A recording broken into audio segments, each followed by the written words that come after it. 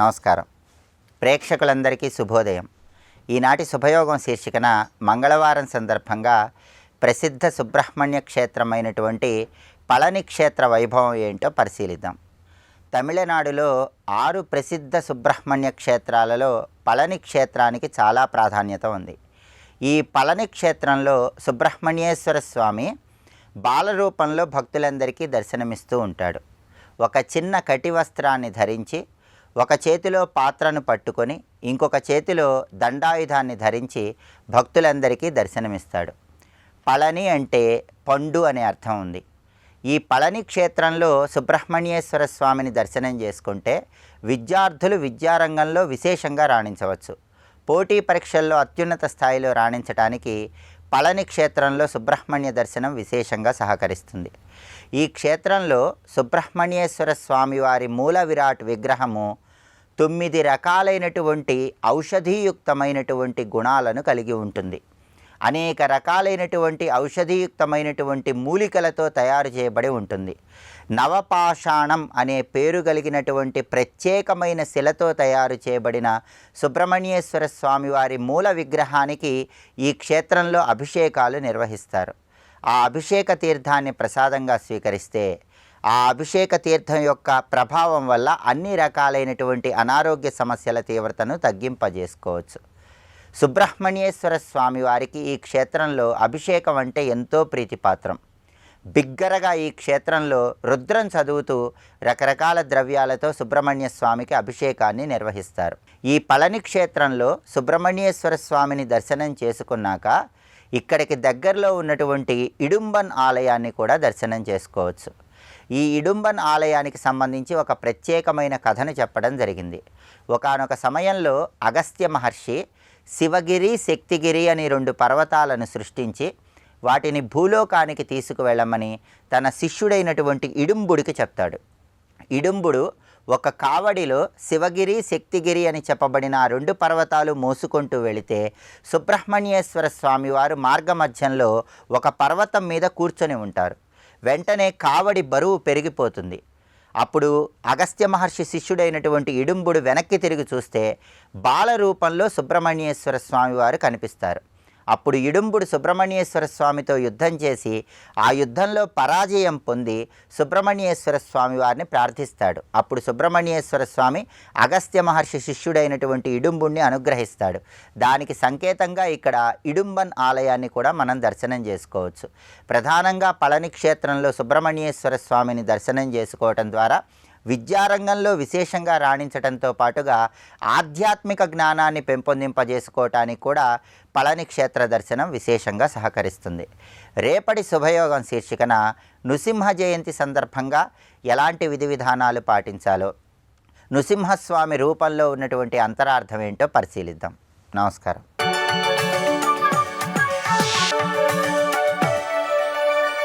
నందకిశోర నవనీత చోర నాద విహార శ్రీధర, నందకిశోర నవనీత చోర నాద విహార శ్రీధర. భగవానుడు తర్వాత జ్ఞానం, కర్మ, కర్త మూడింటిని చెప్పబోతున్నాడు. అరే ఇక్కడ 6 కనబడుతున్నాయి. పైన కర్మచోదకములు 3, ఇటు కర్మ సంగ్రహాలు 3 అంటే 6 అవ్వాలి. కానీ ఆ తర్వాత భగవానుడు 3 చెప్పబోతున్నాడు ఇక్కడ నుంచి. అరే 6 చెప్పి 3 చెప్తున్నాడు ఏంటి అంటే జ్ఞానం, జ్ఞేయం ఈ 2 కలిపి జ్ఞానస్వరూపంగానే గమనించుకోవాలి. ఇక్కడ పరిజ్ఞాత, కర్త ఈ 2 కలిపి కర్త కిందకే రావాలి. అందులోనే దైవం కూడా కలిసి ఉన్నది. ఇదివరకు వాడు చేసినదేగా, అందుకే కర్త వాడి దైవం.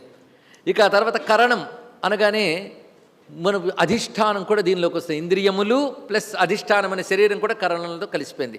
ఇప్పుడు విడిపోయింది కర్మ, కర్త, జ్ఞానం 3 వచ్చాయి. ఇప్పుడు ఆ 3 గురించి భగవానుడు చెప్పబోతున్నాడు. శ్రద్ధగా గమనించవలసిన అంశములు ఇక్కడ. ఈ 3 నేను ఇప్పుడు చెప్పబోతున్నాను అన్నాడు ఇక్కడ. పైగా జ్ఞానం, కర్మ చ కర్తా చ త్రిధైవ గుణభేదత ప్రోచ్యతే గుణసంఖ్యానే యథావచ్ఛృణు తాన్యపి. ఇందులో భగవానుడు చెప్పబోతున్నది భగవద్గీత శాస్త్రమని మరువరాదు. శాస్త్రం అంటే ఏ శాస్త్రం? ఇది వేదాంత శాస్త్రం, ఉపనిషత్ శాస్త్రం. ఇది ఇక్కడ ఉపనిషత్తుకి వెళ్ళే లోపల కొన్ని శాస్త్రాలు ఉన్నాయి. సాంఖ్యము మొదలైనవన్నీ కూడా మన శాస్త్రములు. ఆ శాస్త్రములు కృష్ణుడి తర్వాత రాలే, కృష్ణుడికి ముందున్నాయి. అవి తర్వాత వాళ్ళు ఆ శాస్త్రాన్ని ప్రవర్తింపజేసిన వాళ్ళు కృష్ణుడు తర్వాత వాళ్ళు కూడా ఉండొచ్చు, వాళ్ళకి ఓ పరంపర ఉంటుంది కదా. ఇందులో గుణసంఖ్య అనే మాటకు అర్థం ఏంటంటే సాంఖ్య శాస్త్రం ఇక్కడ భగవానుడు చెప్పబోతున్నాడు.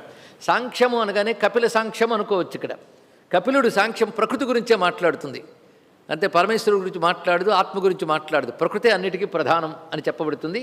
ప్రకృతిలో ప్రధానం 3 గుణాలు. ఈ 3 గుణాల వివేచన బాగా చేసింది సాంఖ్యం అండి. ఇక్కడ అది వేదాంతానికి పనికొస్తుంది. అందుకే భగవత్పాదులు వారు అంటారు, గుణసంఖ్య అనే కాపిలే శాస్త్రే, కపిలుడి యొక్క సాంఖ్య శాస్త్రంలో ఉన్న గుణాలు మేము తీసుకుంటున్నాం, అంతవరకే తీసుకుంటున్నాం కానీ ఆ సిద్ధాంతాన్ని మేము ఒప్పుకోవట్లేదు అన్నాడు. ఇక్కడ అంటే అద్వైతం ఎంత గొప్పది అంటే విచారణకు కావలసినటువంటి విషయం వేద విరుద్ధం కానప్పుడు దేంట్లోనైనా తీసుకుంటాం, అది చెప్తున్నారు ఇక్కడ. ఆ సమన్వయం అద్వైతంలో ఉన్న అందమైన అంశం అండి ఇక్కడ. అందుకే భగవత్పాదుల వారు సాంఖ్యాన్ని కూడా స్వీకరిస్తున్నాం. తదపి గుణసంఖ్యానం శాస్త్రం గుణభోక్తృ విషయే ప్రమాణమేవ. గుణముల గురించి చక్కగా చెప్పేటువంటి సాంఖ్యము ఆ గుణములను అనుభవించే జీవుడు గురించి అర్థం చేసుకోవడానికి పనికొస్తుంది కనుక అది ప్రమాణమే. పరమార్థ బ్రహ్మైకత్వ విషయే యద్యపి విరుధ్యతే, అది కేవలం పరమార్థ విషయం మేము ఏదైతే చెప్తామో దానితో విరోధిస్తుంది. ఎందుకంటే ఆత్మ యొక్క ఉనికిని, పరమాత్మకి జీవాత్మకి అభేద భావాన్ని సాంఖ్యం ఒప్పుకోదు. ఆ సిద్ధాంత విషయంలో దానితో విరోధిస్తాం.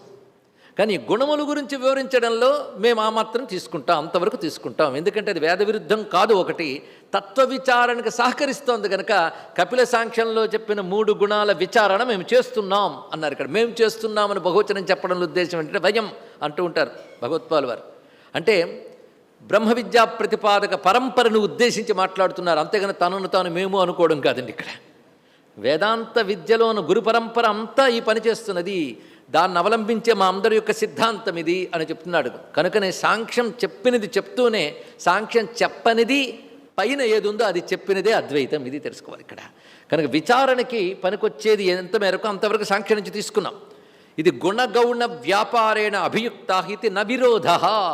గుణము గౌణము అంటే గుణము గుణములతో సంబంధించినవి, వీటి గురించి చెప్పడంలో మేము తీసుకోవడం చేత విరోధమేమీ లేదు, అంతవరకు విరోధం లేదు.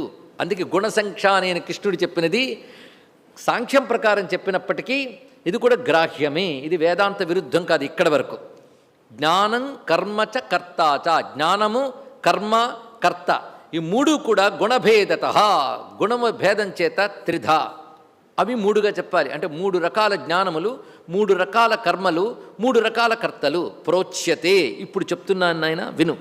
యథావత్ ఉన్నది ఉన్నట్లుగా సమగ్రముగా చెప్పబోతున్నాను. శృణు తాన్యపి, అవి కూడా విను అన్నాడు ఇక్కడ. శృణు పైగా సమగ్రంగా చెప్తున్నాను. ఈ మధ్య మధ్యలో శృణు అంటే అర్జునుడేం పక్క చూపులు చూస్తున్నాడా లేకపోతే కొనుక్కుతున్నాడా, నన్ను వింటున్నావా అని చెప్పడానికి. అలాంటి శిష్యులకి వినిపించాల్సిన అవసరం కృష్ణుడికి లేదు. కృష్ణ పరమాత్మ శ్రద్ధాళువు తప్ప ఎవడికి చెప్పడు. అలాంటి శ్రద్ధాళువు కదా ఆయన అర్జునుడు.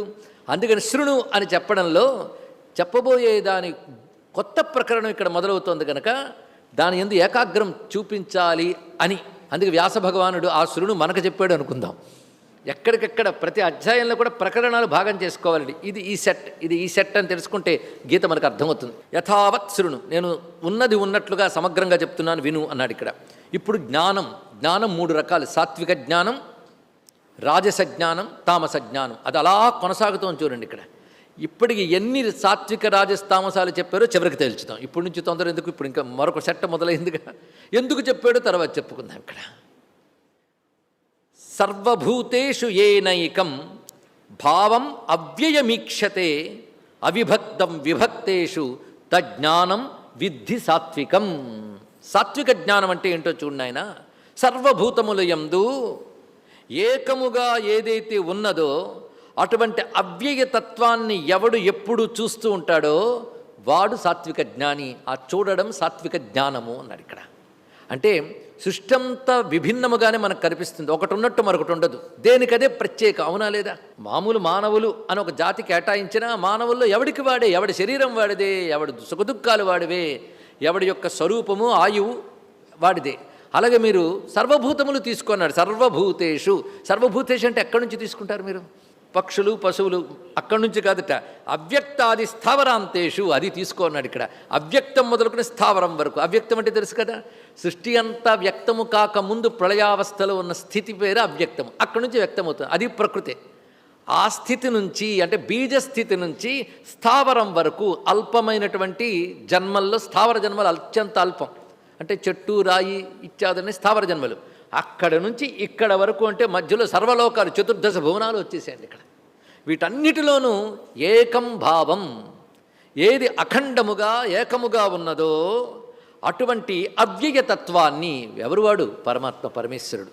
కానీ అవ్యక్తం మొదలుగున స్థావరం వరకు అంతటా ఏకముగా ఎవడున్నాడో వాడినే ఎవడు చూస్తూ ఉంటాడో అంటే వాడికి ఇది ప్రపంచం, ఇతరుడికి ఇదే ప్రపంచం. కానీ సాత్విక మార్గంలో జ్ఞానం కలిగినటువంటి వాడికి జగత్తు భిన్న భిన్నముగా కనబడుతున్నా జగత్తంతా జగన్నాథ స్వరూపంగా దర్శనమవుతుంది. ఆ ఏకదర్శనం ఏదైతుందో దాని పేరు సాత్వికం.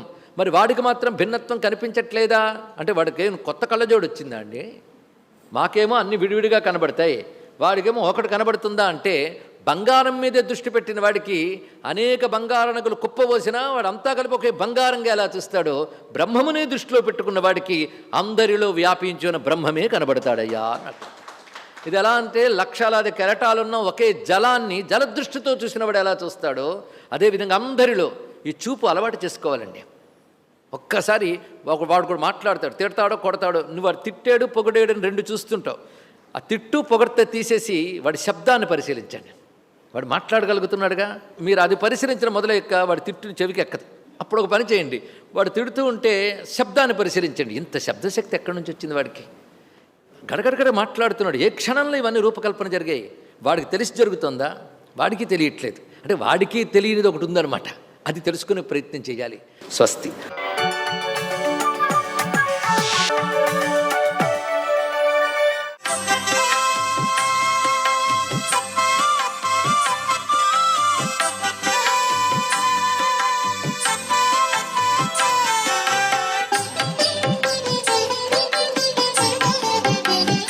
ఓం నమో నారాయణాయ, ఓం నమశివాయ, శ్రీమాత్రే నమః. ఈరోజు వైశాఖ శుద్ధ త్రయోదశి. తప్పనిసరిగా వైశాఖ శుద్ధ త్రయోదశి నాడు గజేంద్ర మోక్షం పారాయణ గనక చేసినట్లయితే దుఃఖాలన్నీ కూడాను పటాపంచలైపోతాయి. గజేంద్ర మోక్షం అనేటువంటిది చాలా విశిష్టవంతమైన ప్రభావాన్ని ఇస్తుంది. ప్రతి ఒక్కరూ కూడా నిత్యం పారాయణ చేయవచ్చు. అంతేకాదు విష్ణుమూర్తి ఒక్కసారిగా బయలుదేరి ఆ గజేంద్రుని రక్షించడానికి వచ్చేసాడు. తన చేతిలో ఆయుధం ఉందా లేదా అని కూడా చూసుకోలేదు. ఆయనకి భక్తులంటే అంత ప్రీతి. అందుకనే అన్నాడు, ఎవ్వని చేజనించు జగమెవ్వని లోపల నుండు లీలమై ఎవ్వని ఎందుడిందు పరమేశ్వరుడెవ్వడు వానిని ఆత్మభౌ ఈశ్వరుని శరణంబు వేడెదన్. అన్నిటికీ మూల కారణమైనటువంటి వాడు ఎవరైతే ఉంటాడో ఆయనే సృష్టికర్త, ఆయనే లయకారుడు, ఆయనే తల్లోకి అందరినీ ఇమిడ్చుకుంటాడు. అటువంటి పరమాత్మకు నేను శరణు వేడుతున్నాను అని చెప్పేసి గజేంద్ర మోక్షంలో చెప్పిన ఆ ఒక్క పద్యాన్ని చదివినా చాలండి, మన జీవితం సుసంపన్నమై విరాజిల్లుతుంది. శాస్త్రంలోని నిగూఢ రహస్యం ఒక్క పద్యంలోనే ఉంది. ఈ సృష్టి మొత్తం కూడా ఆ పద్యంలోనే ఉంది. అందుచేత అన్నిటికీ మూల పురుషుడైనటువంటి వాడు ఎవరైతే ఉన్నాడో ఈ సృష్టి స్థితి లయకార తత్వానికి మూలతత్వంగా ఎవరైతే విరాజిల్లుతున్నాడో ఆ స్వామిని నేను శరణు వేడుతున్నాను అని చెప్పేసి ఏ మానవుడైతే నిత్యం ప్రార్థన చేస్తాడో ఆ మానవునికి కలిబాధలు అనేటువంటివి ఉండనే ఉండవు. మోక్షప్రదమైనటువంటి జీవన విధానం వచ్చి తీరుతుంది సుమా అంటోంది శాస్త్రం. అందుచేతనే ఈ రోజున గజేంద్ర మోక్షం ఎవరైతే పారాయణ చేస్తారో వారికి జ్ఞానతత్వం వచ్చి తీరుతుంది సుమా అని చెప్పేసి శాస్త్రం. సర్వే జనా సుఖినో భవంతు.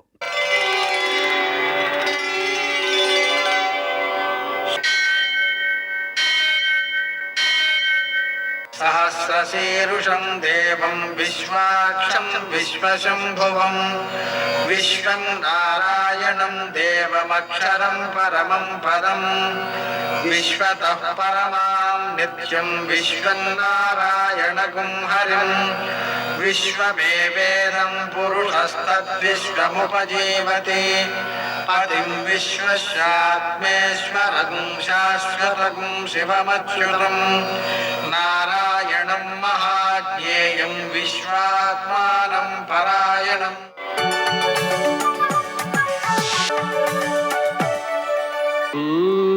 శౌర్యమథేందురింద్రపదవీ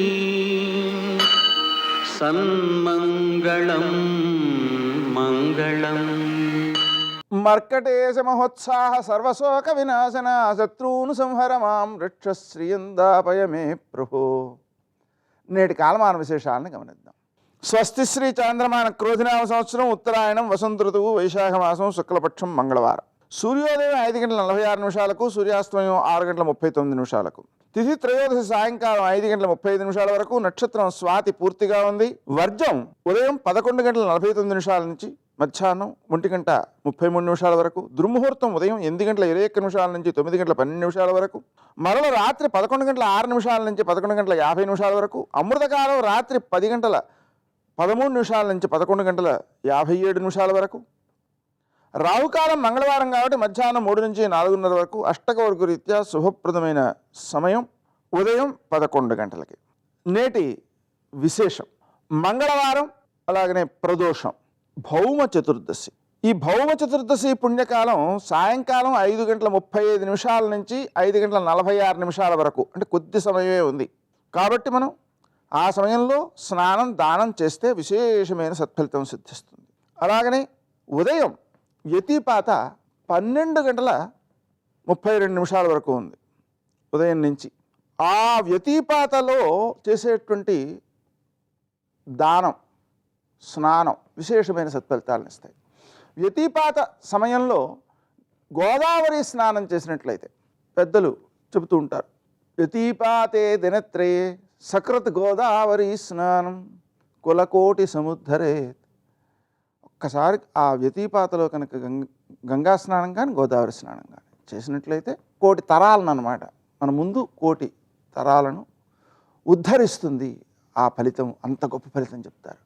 అలా పితృదేవతల యొక్క అభివృద్ధి కోసం, వాళ్ళ యొక్క మోక్షం కోసం, చెడ్డ లోకాల్లోనే ఉన్నట్లయితే వాళ్ళకి పుణ్యలోకాలు రావడం కోసం చేసేటువంటి ఈ పని చాలా చాలా చాలా మంచి ఫలితాన్ని ఇస్తుంది. అంతేకాకుండా ఈ వ్యతిపాత రోజున చివరి 6 గంటల్లో, అంటే సుమారుగా ఉదయం 6:32 నుంచి మధ్యాహ్నం 12:32 వరకు ఉన్న సమయంలో మనం చేసేటువంటి దానం విశేషమైన సత్ఫలితాన్ని ఇస్తుంది. అంతేకాకుండా ఆ సమయంలో బంగారం దానం చేసినట్లయితే ఎంత దానం చేయమన్నారు? కనీసపక్షం 1/4 గ్రాము, అంటే 250 మిల్లీగ్రాములు. ఆ మాత్రం దానం చేసినా కూడా దానివలన ఎంతటి సత్ఫలితం చెప్పారంటే మేరుతుల్యం తదా భవేత్. అంటే మేరు పర్వతమంత బంగారాన్ని దానం చేసిన ఫలితం, లేదా హిమాలయమంత బంగారాన్ని దానం చేసినటువంటి ఫలితం సిద్ధిస్తుంది అని చెప్పారు. అందుకని ఆ సమయంలో బంగారాన్ని దానం చేయడం చాలా మంచిది. వ్యతిపాత నమస్తుభ్యం సోమసూర్య సుత ప్రభో అని ప్రార్థించి ఆయన్ని వ్యతిపాత ప్రయుక్తమైనటువంటి బంగారం దానం చేయాలి. మేరుతుల్య సువర్ణదాన ఫల సిద్ధ్యర్థం సూర్యనారాయణ విష్ణు ప్రీత్యర్థం దానం కరిష్యే అనేటువంటి సంకల్పంతో మనం దాన్ని చేయాలి. అలా చేసినట్లయితే యత్కించిత్ దీయతే స్వర్ణం మేరుతుల్యంతు తద్భవేత్. కొంచెం అంటే ఈ గురువింద గింజంత ఎత్తు అని అర్థం. అదెంత అంటే 250 మిల్లీగ్రాములు.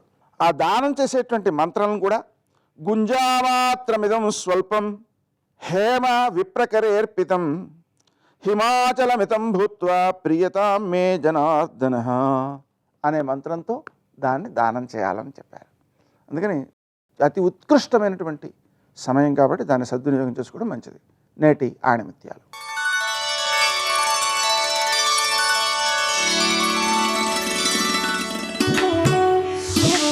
చిరునవ్వు ప్రతికూల పరిస్థితులను కూడా అవకాశాలుగా మార్చగలదు.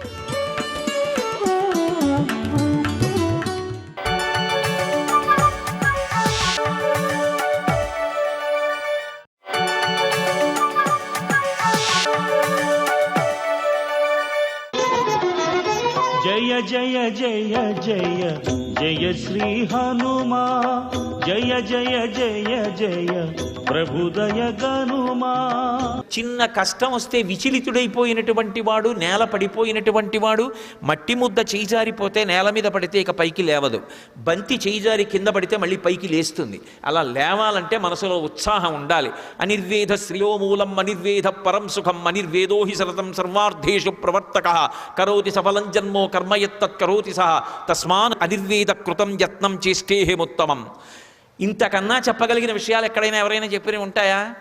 సత్యం వద ధర్మం చర, ఆకాశము భూమి ఈ మధ్యలో చెప్పాలి తప్ప దాటి చెప్తావా, కిందకెళ్ళి చెప్తావా? సనాతన ధర్మంలో చెప్పబడని విషయాలు చెప్పగలిగిన వాడు ఉండడు. ఎందుకంటే సమస్తము సనాతన ధర్మమునందే చెప్పారు.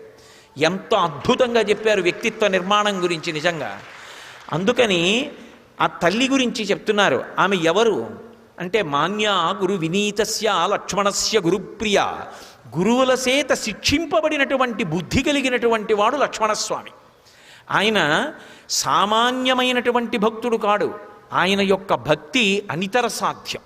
ఆయన బుద్ధి అంత గొప్ప బుద్ధి. రామాయణం చదివితే అబ్బా ఏమి లక్ష్మణస్వామి, ఏమి భక్తి అనిపిస్తుంది నిజంగా. అటువంటి లక్ష్మణస్వామి చేత గౌరవింపబడినటువంటి తల్లి. తెల్లవారి లేస్తే మొట్టమొదట సీతారాముల పాదములకు నమస్కరించేవాడైన. సీతమ్మ అంటే అమ్మే. తల్లి సుమిత్రని విడిచిపెట్టేశాడు. మా వదినమ్మ నాతో ఉంది చాలు, మా వదినమ్మ నా తల్లి అనుకున్నాడు. ఈ దేశంలో వదినమ్మ అంటే కన్న తల్లిలా చూడడం ఎంత గొప్ప సంప్రదాయమో, వదినమ్మ పక్కనుంటే అమ్మని మించి ఉంటుంది అని. నిజంగా ఆ లక్ష్మణస్వామి ఏమైపోయాడో అని ఆ తల్లి ఎంత ఏడ్చిందో నిజంగా. అసలు రామాయణము కుటుంబ వ్యవస్థ అని మాట్లాడితే ఓ కుటుంబం అంటే ఇలా బ్రతకాలా అనిపిస్తుంది. అటువంటి లక్ష్మణస్వామి చేత గౌరవింపబడినటువంటి తల్లి. రాముడికి ఇద్దరే పక్కన. ఎందుకనంటే వాల్మీకి రామాయణంలోది కాదు, కానీ ఆవేశం ఆపుకోలేక ఒక విషయం చెప్తా.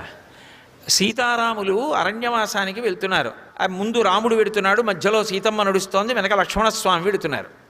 వెడుతూ ఉండగా ఒక పెద్ద చెట్టు కనపడింది. ఆ చెట్టుకి తీగ అల్లుకుని పువ్వులు పూసింది, పెద్ద పెద్ద పువ్వులు.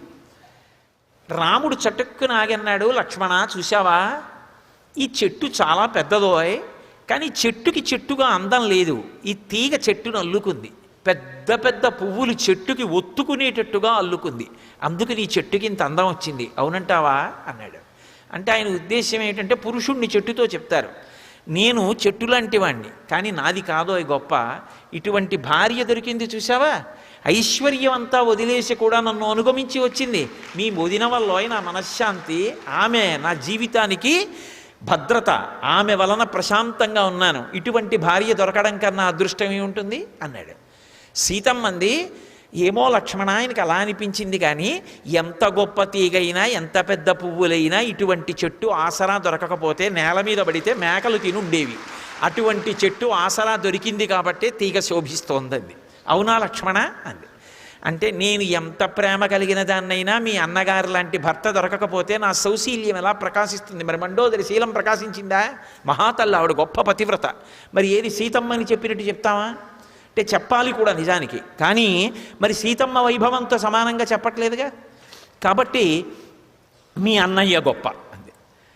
అంటే సీతారాములు ఇద్దరూ కలిసి లక్ష్మణస్వామిని అడిగారు, లక్ష్మణ నిజంగా చెప్పు, చెట్టు వల్ల తీగ కందమా, తీగ వల్ల చెట్టు కందమా అన్నారు. అంటే వదిన వల్ల నా కందమా, నా వల్ల వదిన కందమా చెప్పన్నారు. ఆయన అన్నాడు, చెట్టు వల్ల తీగకో తీగ వల్ల చెట్టుకో నాకు తెలియదు, కానీ ఇంత పెద్ద పెద్ద పూలతో అల్లుకున్నటువంటి తీగతో కలిసి ఉన్నటువంటి చెట్టు కింద విశ్రాంతి తీసుకునే అదృష్టం పొందిన బాటసారినైనా నా అదృష్టం. సర్వం శ్రీ ఉమామహేశ్వర పరబ్రహ్మార్పణమస్తు. స్వస్తి.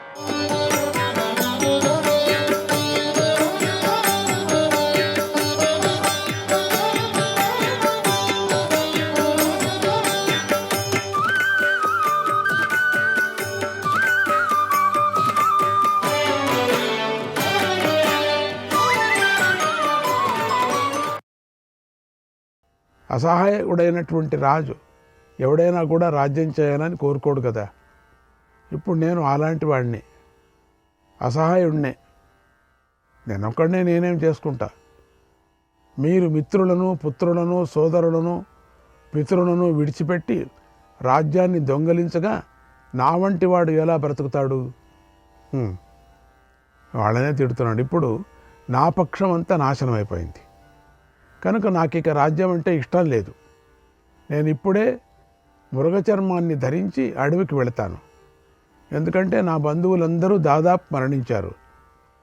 నా గుర్రాలు, ఏనుగులు మరణించాయి. ఇక ఈ రాజ్యమంతా నీదే, నిశ్చితంగా అనుభవించు. నేను అడవికి వెళతాను. నాకిప్పుడు జీవించాలనే ఆశ లేదు అని లోపలంతా వైరాగ్యం చెప్పుకుంటున్నాడు. ఓ రాజా, రాజులందరూ చనిపోయారు, యోధులందరూ మరణించారు, రత్నాలన్నీ నాశనమైన తర్వాత నాకు ఈ రాజ్యం ఎందుకు? వాడి రత్నాలు, బంగారు రత్నాలు, ఇదే ఆశ.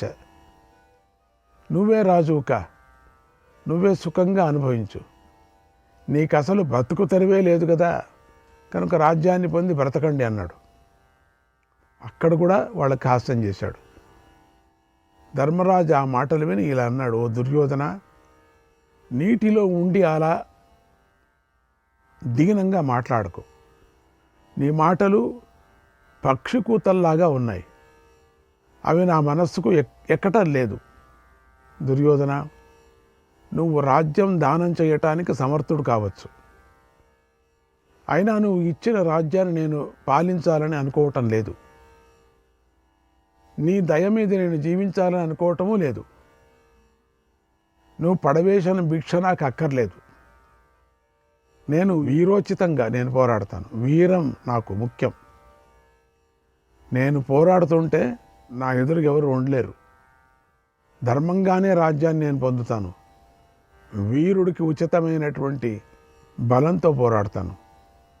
ఒక్క విషయం గుర్తుంచుకో, అధర్మేణ న గృహణీయాం త్వయా దత్తాం మహీమిమాం, త్వయా దత్తాం మహీమిమాం. నహి ధర్మగ స్మృతో రాజన్, నహి ధర్మగ స్మృతో రాజన్. క్షత్రియస్య ప్రతిగ్రహః, క్షత్రియస్య ప్రతిగ్రహః. నువ్వు దానం చేసినా అధర్మంగా నేను రాజ్యాన్ని స్వీకరించను. క్షత్రియుడు దానం పట్టడం అనేది ధర్మం కాదు. నువ్వేదో పో అంటున్నావు కదా, లేదు లేదు, నేను గెలుచుకోవాల్సిందే. నేను ఈ సమస్త రాజ్యాన్ని నువ్వు నాకిచ్చినా నాకు ఇష్టం లేదు. నిన్ను యుద్ధంలో ఓడించిన తర్వాతే నేను ఈ రాజ్యాన్ని పొందుతాను, అనుభవిస్తాను. అయినా నువ్వు అసలు రాజువే కాదు. ఇక నాకేలా రాజ్యాన్ని ఇస్తావు? అంతా పోగొట్టుకున్నావు. సరే, రాజ్యం ఇచ్చేవాడివే అయితే గతంలో శాంతి కోసమని రాజ్యాన్ని ధర్మంగా అడిగినప్పుడు నువ్వు ఆ రోజున రాజ్యాన్ని ఎందుకు ఇవ్వలేదు? అప్పుడు ఇప్పుడు నీకు ధర్మం వచ్చిందే. ఆనాడు శాంతిని కోరిన కృష్ణుడిని తిరస్కరించి ఇప్పుడు మాకు రాజ్యం ఇస్తావా? ఏమిటి చిత్తభ్రమ, ఏమిటి భ్రాంతి? శత్రువులు ఆక్రమించిన తర్వాత ఏ రాజైనా కూడా రాజ్యాన్ని దానం చేయాలని చూస్తాడా? నువ్వు ఇప్పుడు భూమిని దానము చేయలేవు, బలవంతంగానూ తీసుకోలేవు. ఇలాంటి పరిస్థితిలో నువ్వు ఉన్నావు. అసలు దానం చేయాలనే కోరిక ఎలా పుట్టింది నీకు? కనుక నన్ను ముందు యుద్ధంలో ఓడించు, తర్వాత రాజ్యం గురించి మాట్లాడు. ఓ దుర్యోధన, ఆనాడు నువ్వు చెప్పిన మాటలు నీకు గుర్తున్నాయా? ఒక్కసారి గుర్తుకు తెచ్చుకో. ఆనాడు నువ్వు సూదిమొన మోపినంత భూమిని కూడా ఇవ్వను అన్నావు. మరి అలా మాట్లాడిన నువ్వు ఇప్పుడెలా రాజ్యాన్నంతా ఇస్తానంటున్నావు? మాట ఎందుకు మారుస్తావు? ఇంత ఐశ్వర్యాన్ని పొంది ఇంత రాజ్యాన్ని పాలించినవాడు ఎవడైనా మూర్ఖుడిలాగా ప్రవర్తిస్తూ శత్రువులకు భూమిని దానం చేస్తాడా? మేమంతా శత్రువులు కదా, ఎవరైనా చేయడు కదా. మరి నువ్వు మూర్ఖుడిగా ఎందుకు ప్రవర్తిస్తున్నావు? ఎందుకు తెలుసుకోలేకపోతున్నావు?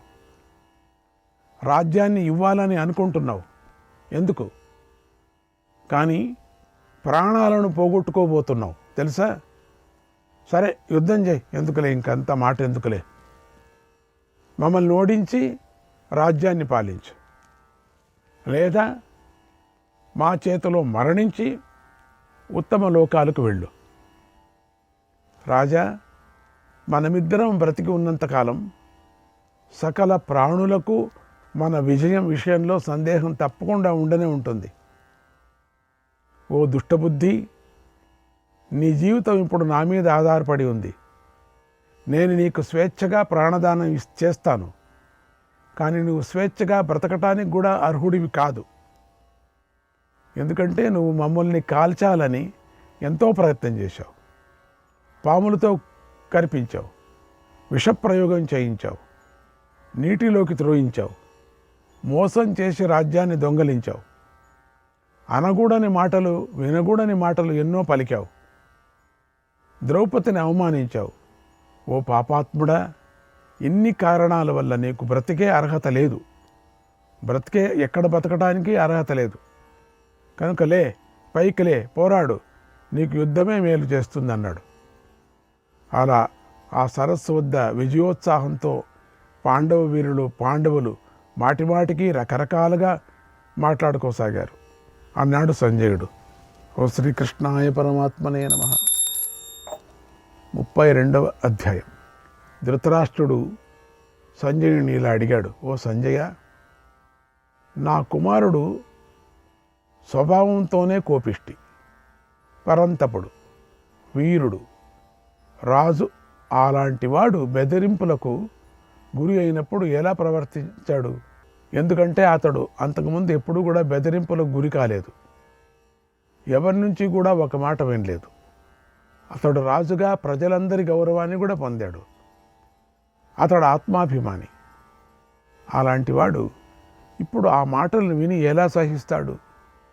సంజయ, మ్లేచ్చులు ఆటవికులతో ఉన్నటువంటి ఈ రాజ్యమంతా దుర్యోధనుడి తీవ్రమైన అనుగ్రహంతోనే బ్రతుకుతోంది కదా.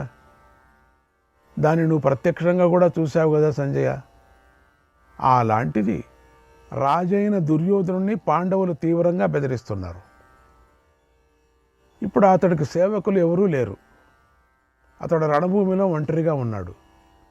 ఆ సమయంలో జయోత్సాహంతో పాండవులు పరుషంగా మాట్లాడి ఉంటారు. ఆ మాటలు మాటిమాటికి విని వారితో దుర్యోధనుడు ఏమన్నాడు? నాకు ఈ విషయమంతా చెప్పని అడిగాడు. అప్పుడు సంజయుడు ఇలా చెప్పాడు, ఓ మహారాజా, ధర్మరాజు సోదరులతో కలిసి నీ పుత్రుడు ఉన్నటువంటి సరస్వతి వద్దకు వచ్చారు. నీటిలో ఉన్న నీ పుత్రుణ్ణి బెదిరించారు. అప్పుడు దుర్యోధనుడు ఎంతో క్లిష్ట పరిస్థితిలో ఉన్నాడు. ధర్మరాజు యొక్క పరుషమైన మాటలు విన్నాడు. నీటిలోనే ఉండి మాటిమాటికి చేతులను ఊపాడు. యుద్ధం చేయాలని ఉత్సాహపడ్డాడు. ధర్మరాజుతో ఇలా అన్నాడు, ఓ పాండవులారా, మీరందరూ మిత్రులు, రథాలు వాహనాలతో ఉన్నారు. ఇప్పుడు నేను ఒంటరిగా ఉన్నాను, కలవరపాటు చెంది ఉన్నాను. నాకిప్పుడు రథం లేదు, నా గుర్రాలు చనిపోయాయి. మీ వెంట ఎంతోమంది ఉన్నారు, మీరు రథాలు ఆయుధాలతో ఉన్నారు. అలాంటి మీతో నేనొక్కడినే నేల మీద నిలబడి ఆయుధాలు లేకుండా ఒంటరిగా ఎలా పోరాడాలి, ఎలా ఉత్సాహపడాలి? సరే ఓ ధర్మరాజా, మీరు నాతో ఒక్కొక్కరిగా యుద్ధం చేయండి. నహ్యేకో బహు భిర్వీరై న్యాయో యోధయుతుం యుధి. ఎందుకంటే ఒకటితో అనేక వీరులు పోరాటం అనేది న్యాయం కాదు. ఓహో, న్యాయం చెప్తున్నాడు ఇప్పుడు. అభిమన్యుని చంపింది ఒకడేనా? అప్పుడు న్యాయమా? అలాగే కవచం లేని వాడితోనూ అలసి తీవ్రంగా గాయపడి ఆపదలో ఉన్న వాడితోనూ వాహనాలు సైనికులతో అలసిపోయిన వాడితో యుద్ధం చేయకూడదు అని న్యాయం కదా. ఆహా, అప్పుడు భీముడి మీద అంతగా పోరాడేవా మరి? అన్నీ వదిలేసుకున్నప్పటికీ కూడా యుద్ధభూమిలో ఎంత అక్రమం చేశావు నువ్వు. ఓ ధర్మరాజా, మీరంటే నాకు భయం లేదు. యుద్ధభూమిలో నేను ఒక్కడనే మిమ్మల్ని అందరినీ నివారిస్తాను. ధర్మమూలా సతాం కీర్తి, ధర్మమూలా సతాం కీర్తి, మనుష్యాణం జనాధిప, మనుష్యాణం జనాధిప, ధర్మం చైవేహ కీర్తించ పాలయన్ ప్రబ్రవీమ్యహం. ఓ మహారాజా, సత్పురుషుల కీర్తి ధర్మం మీదనే ఆధారపడి ఉంటుంది. కనుక నేను ఆ ధర్మాన్ని కీర్తిని పాటిస్తూ ఈ మాట చెబుతున్నాను. ఋతువులలో సంవత్సరం పోరాడినట్లుగా నేను మీ అందరితోనూ పోరాడగలను, ఇందులో సందేహం లేదు. ఓ పాండవులారా, నేను ఈ రోజున శస్త్రాలు ఆయుధాలు లేకుండానే, రథం లేకుండానే రథం మీద ఉన్న మీ అందరినీ చంపేస్తాను. రాత్రి పూర్తి కాగానే నక్షత్రాలను అన్నిటినీ సూర్యుడు తన తేజస్సుతో నాశనం చేసినట్లుగా మిమ్మల్ని నాశనం చేసేస్తాము. కనుక యుద్ధంలో స్థిరంగా నిలబడండి. ఓ ధర్మరాజా, ఈ రోజున సోదరులతో సహా నిన్ను సంహరిస్తాను. కీర్తివంతులైన రాజులు రుణాన్ని తీర్చుకుంటాను అన్నాడు దుర్యోధనుడు. ఆ మాటలు విని ధర్మరాజు ఇలా అన్నాడు, ఓ దుర్యోధన, ఇప్పుడు మంచి మాటలే మాట్లాడుతున్నావు. నీకు క్షత్రియ ధర్మం అంటే ఏమిటో తెలిసింది. అదృష్టం, నీ బుద్ధి కూడా ఇప్పుడు యుద్ధం చేయాలని ఆసక్తితో ఉంది. నువ్వు శూరుడవు, నీకు యుద్ధ నియమాలు తెలుసు. నువ్వు ఒక్కడవే మాతో విడివిడిగా పోరాడాలని అనుకుంటున్నావు. నీకు ఇష్టమైన ఆయుధాన్ని తీసుకొని యుద్ధం చేయి. మేమంతా ప్రేక్షకుల్లాగా చూస్తూ ఉంటాం. స్వయమిష్టంచ తే కామం వీరభూయో దదామ్యహం, వీరభూయో దదామ్యహం, హత్వైకం భవతో రాజ్యం, హత్వైకం భవతో రాజ్యం, హతో వా స్వర్గమాప్నుహి. ఓ వీరా, మళ్ళీ నేను స్వయంగా ఒక ఇష్టమైన వరాన్ని ఇస్తున్నాను. అదేంటంటే, నువ్వు మాలో ఏ ఒక్కరిని చంపినా రాజ్యం నీదే అయిపోతుంది, లేదా యుద్ధంలో నువ్వే చనిపోతే స్వర్గానికి వెళతావు అన్నాడు. భక్తుల ప్రతిజ్ఞలు ఇలా భగవంతుడు నానా కష్టాలు పాలు చేస్తూ ఉంటాయి, నానా ఇబ్బందులు పెడుతూ ఉంటాయి. ఆనాడు సైంధవుణ్ణి చంపే సమయంలో అర్జునుడు, నేను సైంధవుణ్ణి సూర్యాస్తమయం లోపల చంపుతాను, చంపకపోతే అగ్నిలోకి దూకుతాను అని ముందు వెనుక చూసుకోకుండా ఆ రోజు ప్రతిజ్ఞ చేశాడు. ఈ ప్రతిజ్ఞ భగవంతుడికి సంకటమైంది, ఆయన చాలా ఇబ్బంది పెట్టింది. ఇందులో మరొక సంకటం ఉంది. అదేమిటంటే, సైంధవుడి తల నేల మీద పడకూడదు. పడితే బాణం వేసిన వాడి తల బద్దలైపోతుంది. ఒక ప్రక్క అర్జునుడిని యుద్ధం పూర్తి కావటం లేదు, మరోపక్క సూర్యుడు అస్తమిస్తున్నాడు. యుద్ధంలో సైంధవుడి తల కింద పడకూడదు. ఇన్ని కష్టాలను భగవంతుడు అధిగమించాలి, తప్పదు కదా. అర్జునుడు నమ్మిన భక్తుడు కదా, కనుక అతని కోసం భగవంతుడు నానా కష్టాలు పడ్డాడు. భక్తుడైన అర్జునుడిని రక్షించాడు. ఇప్పుడు మళ్ళీ అలాంటి పరిస్థితి ఎదురైంది. దబ్బును మాట్లాడుకోకుండా చెప్పేశాడు ధర్మరాయ. ఆనాడు తమ్ముడైనాడు, ఈనాడు అన్న. ఆ రోజు అట్లా పలికాడు తమ్ముడు, ఈరోజు అన్నగారు ఇట్లా పలికారు. ధర్మరాజు దుర్యోధనుడికి విచిత్రమైన వరమిచ్చి భగవంతుడిని కష్టాల్లో నెట్టేశాడు. వరమిచ్చేటప్పుడు వెనుక ముందు చూసుకోలేదు. ఈ వర ప్రకారం దుర్యోధనుడు ఏ నకులుడితోనో ఒకవేళ సహదేవుడితోనో యుద్ధం చేస్తే పరిస్థితి ఏమిటి? రాజ్యం అతడిదైపోతుంది. ఎంతకాలం దీనికోసం పోరాడారో, ఇంతకాలం పోరాడారు కదా, ఇంత పోరాడి దేనికోసం ప్రయత్నించారు, అందరినీ చంపుకొని కోల్పోయారు. అది కాస్త మళ్ళీ సంశయంలో పడింది. ఇది కోరి తెచ్చుకున్న సంఘటం అట్లా అనేశాడు. పంచపాండవుల్లో ఒక్క ప్రాణం పోయినా చాలు. ఇక్కడ ఏమిటంటే అందరూ నశిస్తారు, ఒక్కరు పోతే అందరూ పోతారు. రాజ్యం దక్కగా పోగా ప్రాణాలకే సంకటం ఏర్పడింది, ఇక ప్రయోజనమే లేదు. కథ మళ్ళీ మొదటికి వచ్చింది. కష్టపడి అందరినీ కోల్పోయి అందుకున్న రాజ్యాన్ని ఇప్పుడు ధర్మరాజు సులభంగా దుర్యోధనుడి చేతుల్లో పెట్టేశాడు. ఇది సంకట పరిస్థితి, దీన్ని ధర్మరాజు తెచ్చిపెట్టాడు. ఇప్పుడు ఈ పరిస్థితి నుండి భగవంతుడు భక్తులను ఎలా దాటేలాగా చేశాడో తెలుసుకుందాం. ఎట్లా దాటిస్తాడు? భక్తుడి కోసం భగవంతుడు ఎంతగానో కష్టపడతాడు.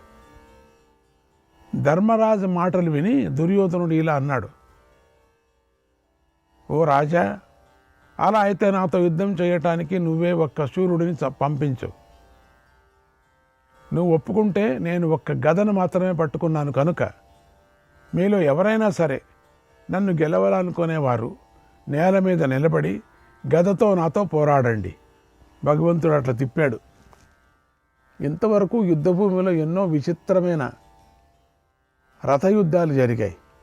అయితే ఈ రోజున అత్యద్భుతమైనటువంటి గదాయుద్ధం జరుగుతుంది. మానవులు అస్త్రాలను ఒకరి తర్వాత ఒకరు ప్రయోగించడానికి ఇష్టపడుతూ ఉంటారు.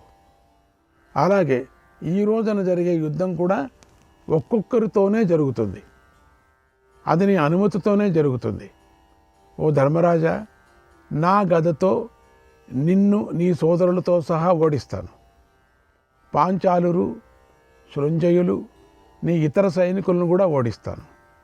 ఇంద్రుడితో యుద్ధం సంభవించినా పర్వాలేదు, నాకు తడబాటే లేదు నేను అన్నాడు. అప్పుడు ధర్మరాజు ఇలా అన్నాడు, ఓ దుర్యోధన, గాంధారి పుత్ర, లే, నాతోనే పోరాడు.